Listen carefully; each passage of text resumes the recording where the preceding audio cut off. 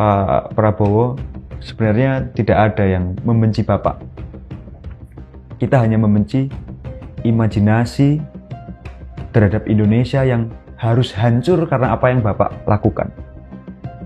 Atau mungkin juga Bapak tidak sadar sedang lakukan. Bapak, saya kira harus rendah hati untuk belajar. Bapak harus rendah hati untuk sadar bahwa Bapak ini sebelumnya bukan orang yang lahir dari proses meritokrasi yang jelas. Bapak tiba-tiba lahir sudah di dalam kasur emas. Tidak pernah merasakan lapar, haus, sebagaimana yang lebih dari 60% orang Indonesia rasakan. Kerendahan hati itu penting untuk supaya telinganya menjadi terbuka. Tapi sayangnya memang rezim hari ini yang Bapak pimpin punya kesombongan luar biasa, keangkuhan luar biasa. Dan siapapun yang angkuh, Bang, itu pasti akan jadi orang yang sukmun, bukmun, umyun fahum layar jiun. Dia akan jadi orang yang tuli, bisu, buta. Saya terus terang, Bang, sudah berada di fase yang putus asa pada pemerintah Indonesia.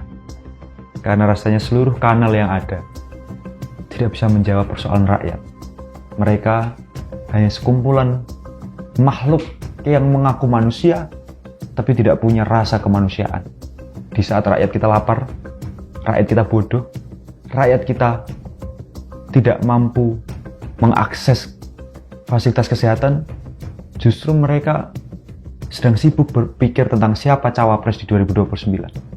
Saya harap penguasa hari ini punya kesadaran bahwa mereka ini sebenarnya hanya buruh outsourcing yang diperintahkan oleh rakyat untuk bekerja 5 tahunan. Jangan pernah merasa republik ini milikmu. Jangan pernah merasa republik ini milik mbahmu. Karena republik ini milik rakyat Indonesia. 280 juta rakyat Indonesia. Bukan 10 orang terkaya, juga bukan 100 orang paling berkuasa. Milik seluruh rakyat Indonesia. Presiden Prabowo menyampaikan ke beberapa tokoh aktivis yang diundang ke Hambalang, saya akan lawan oligarki. Tapi seminggu kemudian oligarki itu justru dijamu di rumahnya. Ini orang nggak bisa dipercaya, Bang. Apa yang dikatakan bukan apa yang dilakukan. Kita tahu bagaimana cara mudah untuk melawan oligarki. Berpihaklah ke rakyat. Buatlah undang-undang tentang pembatasan kekuasaan terhadap sumber daya alam, terhadap bisnis, sehingga oligarki tidak mampu lebih mengguritakan bisnisnya dan mematikan kemungkinan rakyat untuk menjadi sejahtera.